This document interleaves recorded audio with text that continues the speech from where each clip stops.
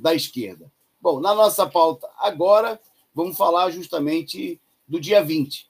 E vou começar, então, para me colocar em sintonia aí com a Joana Peixoto, vamos colocar a nossa coluna que foi ao ar hoje, onde nós tratamos desse tema, procuramos fazer uma colocação mais longa, né, um pouco mais explicativa sobre a nossa política, que não é simplesmente uma tática, né, mas para nós é a defesa daquilo que o movimento de luta dos trabalhadores, o movimento de luta dos negros, né, deveria ter uma posição própria diante desse debate, né, em torno de quem deve ser o vice do Lula, né, ter uma posição independente.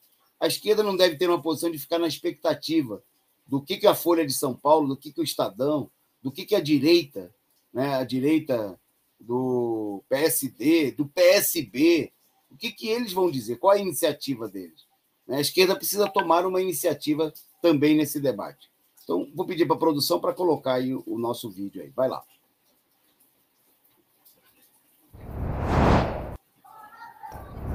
Olá. Neste 20 de novembro, celebra-se a data de Zumbi dos Palmares, dia de luta do povo negro, dia de luta da maior parcela da população explorada brasileira, que nos últimos anos, com o regime do golpe de Estado, viu agravar de maneira profunda, intensa, as suas já precárias condições de vida. São os negros as maiores vítimas do desemprego e da política de ataque às condições de vida dos trabalhadores, da reforma trabalhista, da reforma da Previdência, dos cortes sistemáticos nos gastos nos orçamentos públicos, que são distribuídos fartosamente para os banqueiros, para os grandes monopólios e as suas máfias políticas, e faltam para atender às necessidades do povo trabalhador. São os negros também as maiores vítimas da política de repressão intensificada nos últimos anos.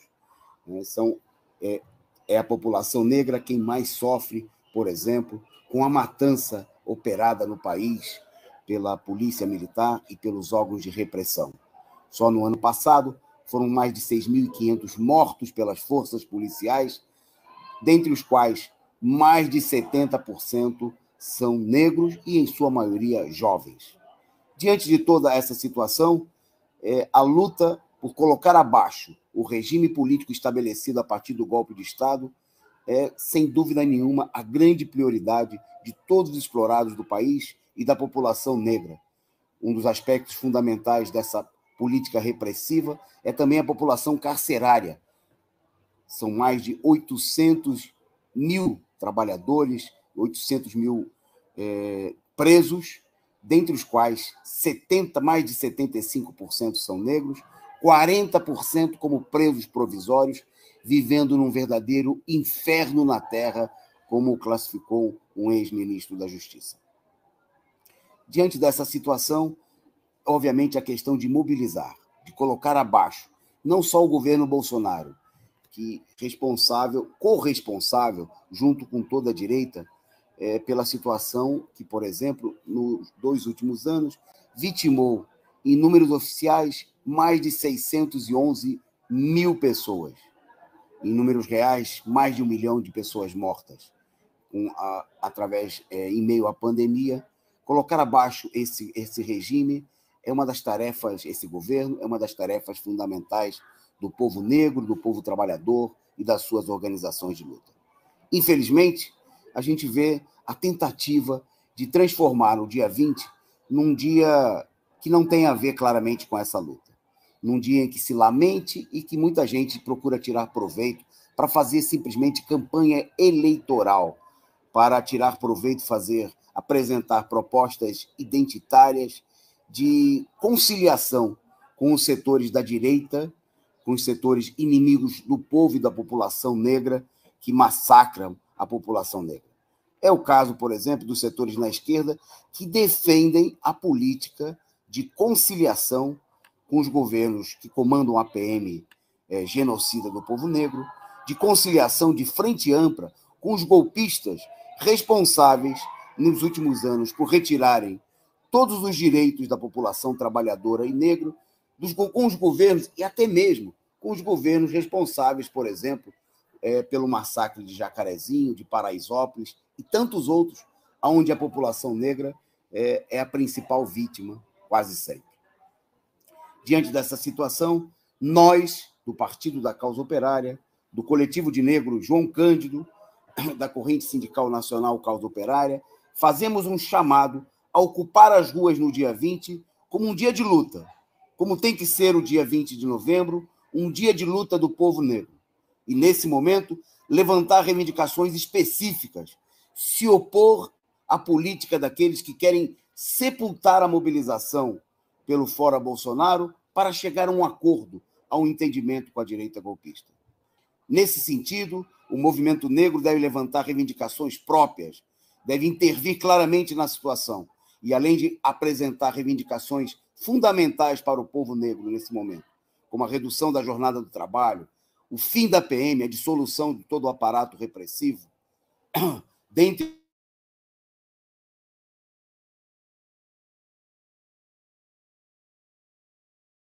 é preciso se posicionar politicamente diante da situação, defendendo um governo dos trabalhadores da cidade do campo, que no Brasil teria que ser um governo de maioria negra, pela composição social e racial da nossa classe trabalhadora. É preciso defender claramente a candidatura de Lula, um governo que buscou a integração do Brasil com os países de comunidade negra, que procurou, em alguma medida, e que pode, pressionado pela luta dos trabalhadores, ser um instrumento, ser um ativo importante na luta do povo negro e da população explorada. Rejeitar a fraude daqueles que querem transformar o dia 20 de novembro num dia de festa, num dia de consciência. Não, é um dia de luta, é um dia de mobilização pelas reivindicações.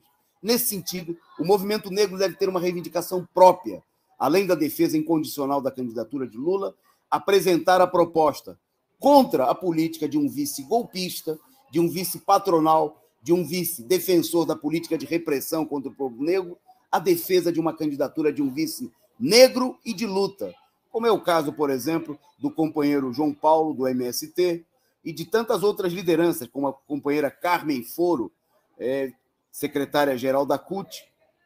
Está na hora do movimento negro intervir nesse debate, se opor aos brancos racistas, inimigos do povo que a direita quer impor como vice do Lula, como novo golpista que se coloque ao lado do ex-presidente, e defender as suas reivindicações, as suas candidaturas, né, diante dessa situação. Um abraço e até o próximo programa. Ok, foi o fim lá da coluna, mas o nosso programa aqui ainda não terminou. Eu queria destacar aí essa proposta que nós estamos, o nosso coletivo de negros, o PCO, está apoiando junto ao movimento. Eu queria destacar que não se trata de uma defesa das posições políticas desse ou daquele companheiro a quem a gente apoia a candidatura, como é o caso do próprio Lula, né? Nós temos, provavelmente, muitas e profundas diferenças com a política expressa pelo Lula e até por um conjunto de iniciativas adotadas por ele mesmo ao longo do seu governo.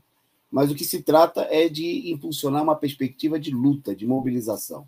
Então, as candidaturas devem servir para isso, né? Porque nós não acreditamos que a situação possa ser transformada simplesmente pela vontade, pela iniciativa dessa ou daquela pessoa, né? As candidaturas têm que ser ferramentas para uma mobilização, independentemente até daquilo que pensem os candidatos.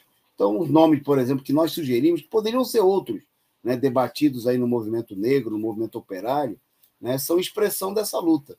Ao contrário, por exemplo, de um vice como Alckmin, ou como a proprietária Luísa Trajano, no Magazine, que são pessoas que estiveram do lado do golpe, que são pessoas que armaram o golpe, que apoiaram a prisão do Lula. Trata-se de defender uma candidatura, né, de gente que esteve do outro lado, mesmo com as quais a gente possa ter alguma diferença, né, mas que são pessoas que expressam essa posição política, uma posição de luta, né, ao contrário do Alckmin, que expressa a posição de repressão, a posição de destruição do ensino público, das privatizações, ou seja, é a antítese daquilo que o povo tem expectativa em Lula, né, que é um governo que seja representativo dos interesses dos trabalhadores contra justamente os interesses da burguesia, que o Alckmin e outros candidatos, né, que o